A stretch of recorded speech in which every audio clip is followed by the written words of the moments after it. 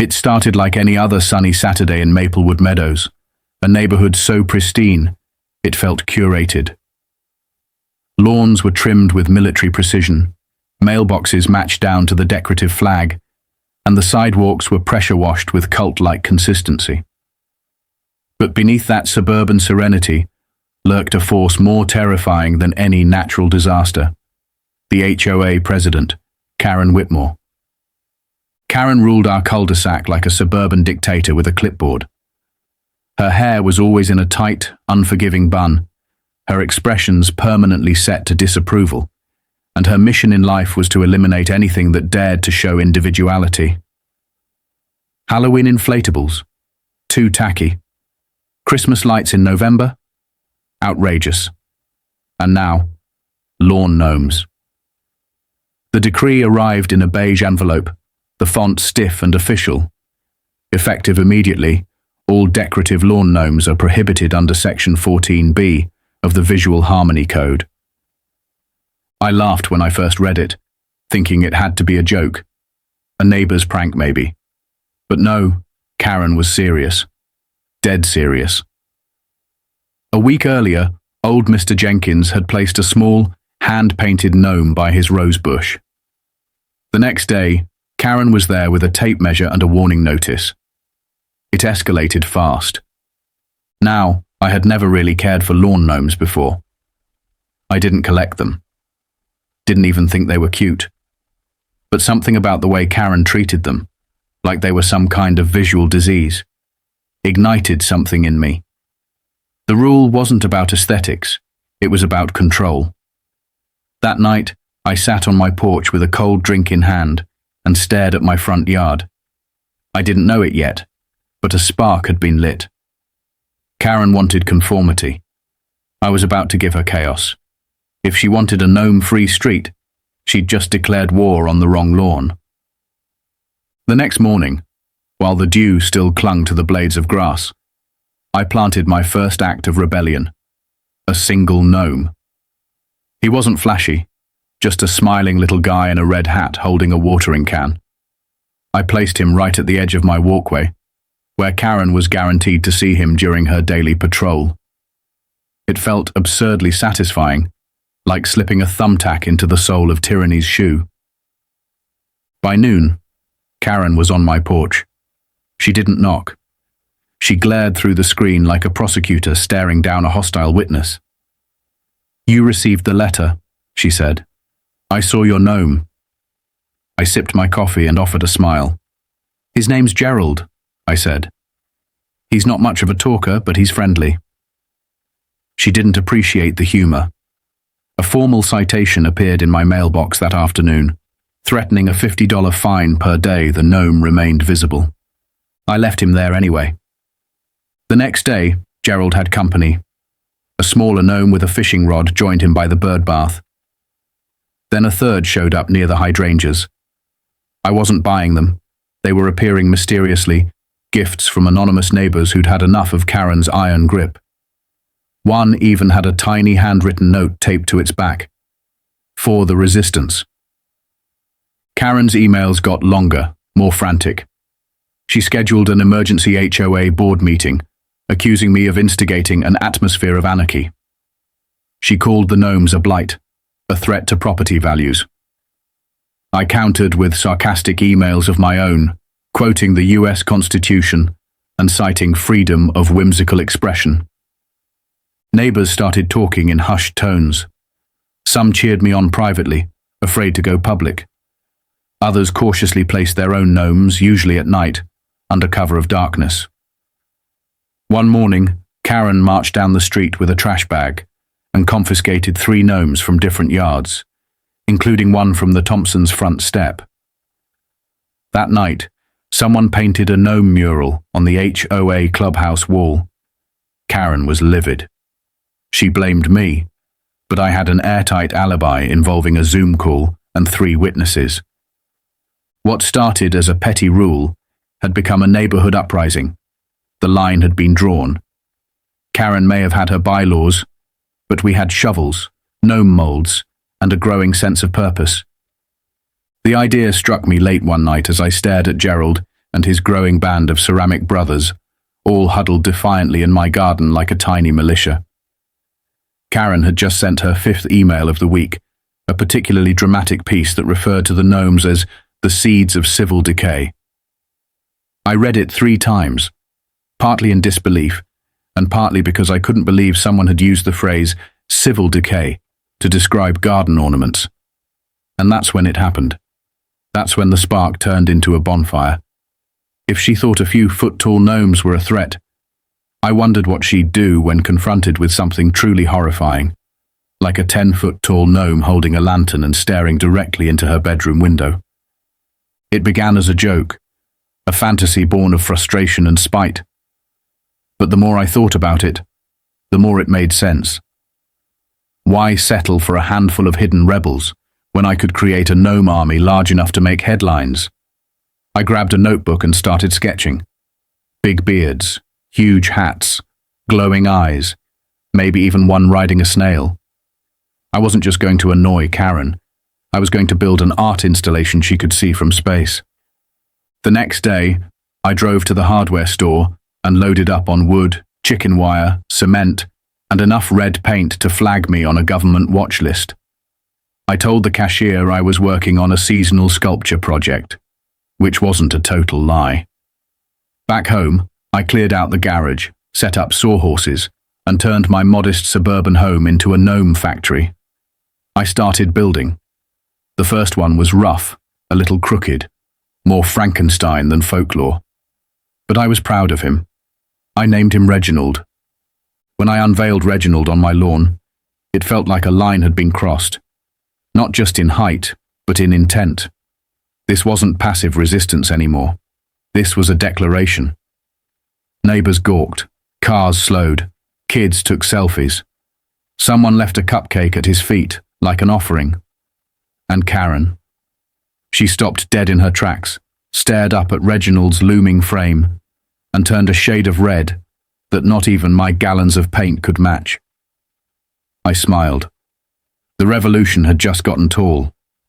What started with Reginald quickly spiraled into a full-scale engineering endeavor. My backyard transformed into a chaotic blend of a mad scientist's lab and a holiday workshop. Blue tarps flapped over piles of lumber. Buckets of cement lined the fence. Spray paint cans rattled like maracas every time the wind blew. I was no longer just a guy with a grudge.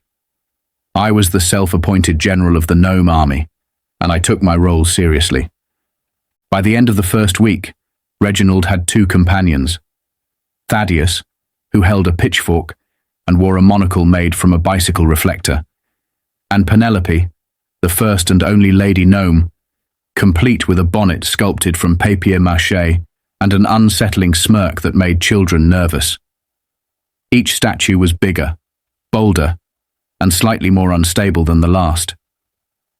I didn't have an art degree or any real training in construction, but I had YouTube tutorials, duct tape, and the unshakable determination of a man scorned. At night, I worked under string lights and a camping lantern, hammering away while the sounds of frogs and crickets accompanied my mission. I played epic film scores on a Bluetooth speaker, as if I were scoring a battle montage in a movie no one had made yet. Sometimes, neighborhood teens would sneak by just to watch. They never said a word, but I'd catch their silhouettes behind my hedge, holding in laughter or awe. It was hard to tell which. Word spread. Soon, I wasn't alone. Carl from 3 doors down showed up with his power drill and a 6-pack. Marissa brought extra tarps and gloves. Even old Mr. Jenkins shuffled in with a box of unused Christmas lights, insisting they'd give the gnomes a proper divine aura. What started as one man's defiance became a neighborhood project. Every gnome had a name and a backstory. There was Franklin, the poet laureate gnome who clutched a scroll and wore a thoughtful expression. There was Tank, a squat, armored monstrosity with a helmet made from an upside-down salad bowl. Someone even suggested building a gnome dragon, which we all agreed was a bit much, for now. We set up a rotation to work around the clock. Kids painted freckles and boots. Retirees helped stabilize the frames. Someone installed solar lights in the bases, so the gnomes glowed at night like mystical sentries. The front yard began to resemble a medieval battlefield from a fantasy novel written by someone with a very odd sense of humor. Karen tried to ignore it at first, but by the time the 8th gnome arrived, Sir Benedict, clad in full tinfoil armor and hoisting a flag that read, "Gnome, sweet gnome," she couldn't pretend it wasn't happening. She walked past the yard one afternoon and muttered something under her breath, shaking her head like a woman on the brink. I didn't hear the words, but I saw her clutching a crumpled copy of the HOA guidelines with trembling hands. The line had been crossed. We were building legends now, and we were just getting started. Karen didn't stay silent for long. The morning after Sir Benedict's arrival, I found a notice duct taped to my front door, printed on the kind of official-looking letterhead that screamed, "Overcompensation." It was a cease and desist order issued by the HOA, citing violations of aesthetic uniformity, safety hazards, and, my personal favorite, psychological disruption of community harmony. She had apparently contacted a lawyer, though whether it was a real one or just her cousin who once took a paralegal course online was up for debate. The threat was clear. Remove the gnomes or face escalating fines and legal consequences. Undeterred, I brought the letter to my kitchen, folded it into an origami gnome, and placed it proudly next to Gerald. By now, the front yard had become a minor tourist attraction.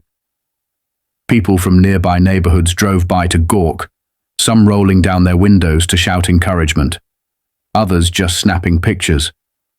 A local food truck even parked across the street one afternoon, selling gnome-themed cupcakes and calling it the Gnome-Mad Snack Stop. The battle had become a carnival, and Karen hated every second of it. In retaliation, she escalated her efforts. Code enforcement officers began showing up, some amused, some annoyed, to inspect everything from structural stability to yard setback violations. When they realized the gnomes didn't technically break any state or municipal laws, Karen doubled down through the HOA. She sent out mass emails, accusing me of turning the neighborhood into a laughingstock, blamed me for increased traffic, and claimed the gnome lights were interfering with nocturnal wildlife patterns. Neighbors who had helped me started receiving threats. Carl got a letter warning him that his next fence permit might be delayed. Marissa's HOA dues were mysteriously misfiled, triggering a late fee. It became clear Karen was trying to squeeze us out one by one. But the opposite happened. Her tactics only rallied more support. Someone installed a small speaker under Tank, the gnome, that played the Imperial March whenever Karen walked by. Another family built a mini courtroom scene in their yard, with gnome jurors and a tiny gavel-wielding judge. The harder she pushed, the more ridiculous it became. And yet, beneath all the humor, the stakes were growing. Karen wasn't going to back down. But neither was I, because at this point, it wasn't just about lawn ornaments. It was about proving that joy, creativity, and yes, gnomes, had a place in even the most meticulously manicured suburbs. The community centre was packed, more crowded than it had been for any bake sale, book club, or even last year's 4th of July potluck. Folding chairs lined the room in uneven rows, and a buzz of anticipation hung in the air like static before a storm. People weren't here to discuss shrub height or mailbox colours. They were here for the gnomes. They were here for war. Karen sat at the front behind a folding table, flanked by 2 HOA board members who looked like they regretted their life choices. Her binder, thick with regulations, printed emails, and probably a few screenshots, sat open before her like a holy text. Her lips were pursed so tight, it looked like she'd swallowed a lemon and forgotten to chew.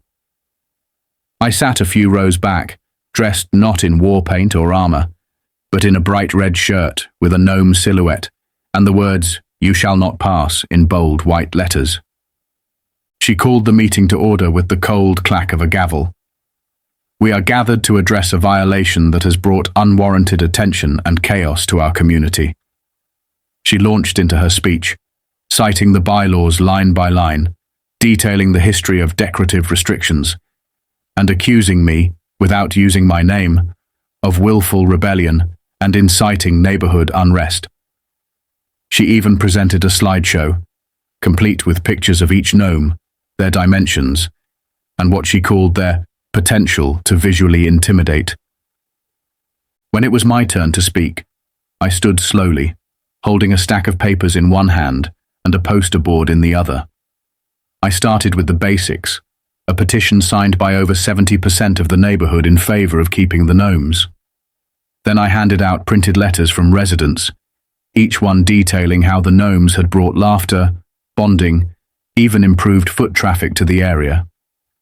And then, with a flick of dramatic flair, I flipped the poster board to reveal a photo collage titled, "Karen's Contributions to Community Joy."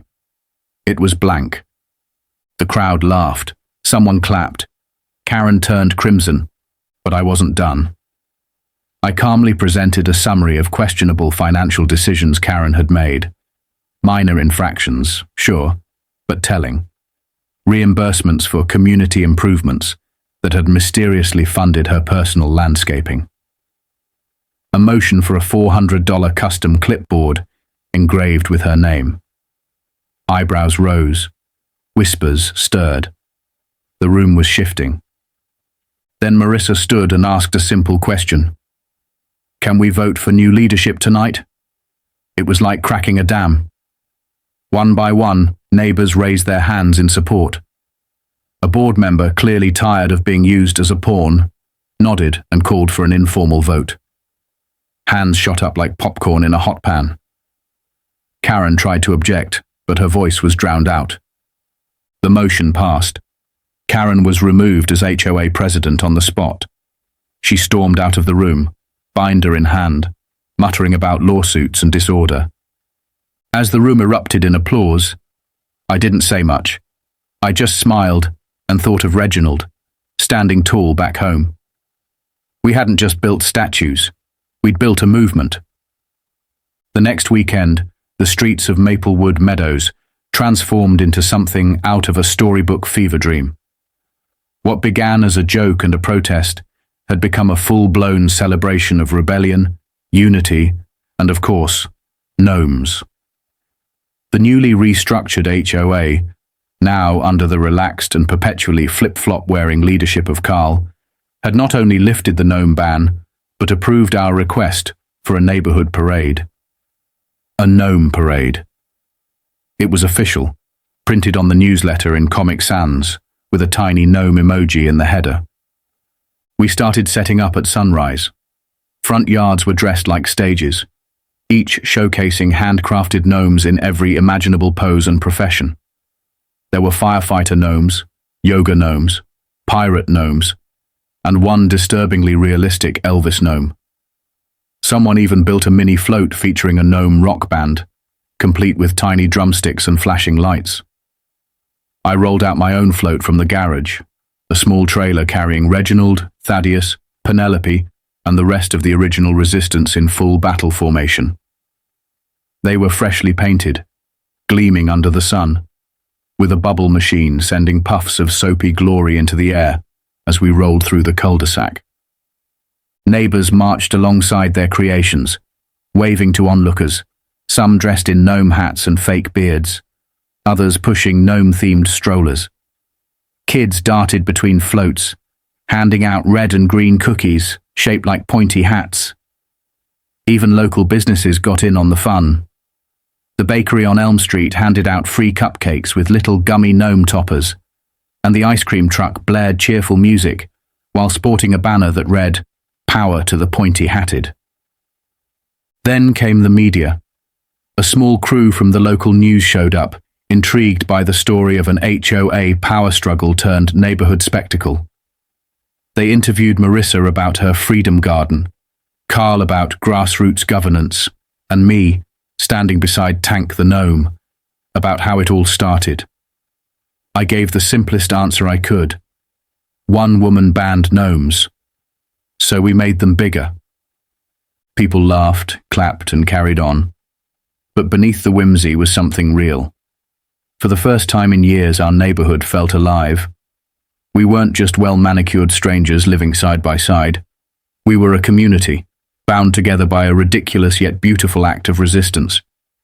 And the Gnomes, absurd as they were, had somehow become our unlikely champions of that cause. As the sun dipped low and the last float circled back home, the parade ended with a spontaneous block party. Lawn chairs unfolded, music played, drinks were passed around, and children danced under string lights. Reginald stood proudly in the center of it all, lit from below like a conquering hero. And I stood beside him, not as a rebel anymore, but as a neighbor surrounded by laughter, freedom, and just the right amount of mischief. In the weeks that followed the parade, Maplewood Meadows settled into a new kind of peace, one that hummed with laughter instead of tension, creativity instead of control.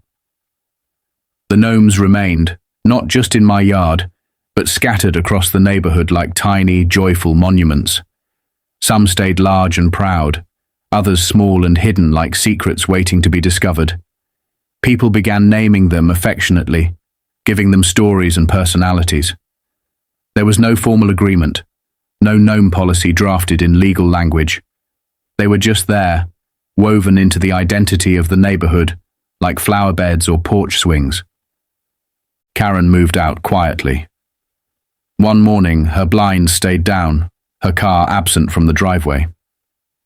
By afternoon, a moving truck sat outside her home. No one helped her pack. No one asked where she was going. She left behind a legacy of printed memos, abandoned potted plants, and a reputation that would surely live on in whispered stories at barbecues. Her house sold within a month to a young couple who arrived wearing t-shirts that read, "Gnome is where the heart is." They were welcomed instantly. Carl's leadership as HOA president brought a refreshing wave of common sense. Meetings were rare and informal. Rules were trimmed down, simplified, and rephrased in plain language. Community projects replaced community punishments. There were new flower beds planted by volunteers. An annual chili cook-off was proposed. And someone even started a little free library shaped like, you guessed it, a gnome. We voted unanimously to name it Riadric the Wise. As for me, I didn't tear down the gnome army. I added to it. Not out of spite anymore, but as a way to remind myself, and everyone else, of what can happen when people refuse to be pushed into silence. I started getting letters in the mail, not from lawyers, but from strangers across the country who'd read about our story online. Some sent photos of their own gnome armies rising up in neighborhoods that had forgotten how to laugh. Others sent thank you notes, saying they'd found the courage to speak up about something in their own lives. Who knew ceramic figurines could be revolutionary? On quiet evenings, I sometimes sit on my porch and watch the light fall across the gnome brigade. The breeze rustles the trees, kids laugh in the distance, and neighbors wave as they pass by. The battle is over, but its memory stands tall, 10 feet to be exact. Gerald, Reginald, Penelope and the rest have become part of the landscape. Not just of lawns, but of spirit. What began as a ridiculous response to a ridiculous rule became something much more.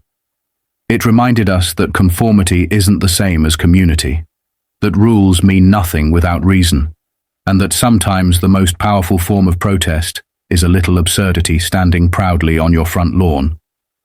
Peace, it turns out, isn't just the absence of conflict, it's the presence of joy.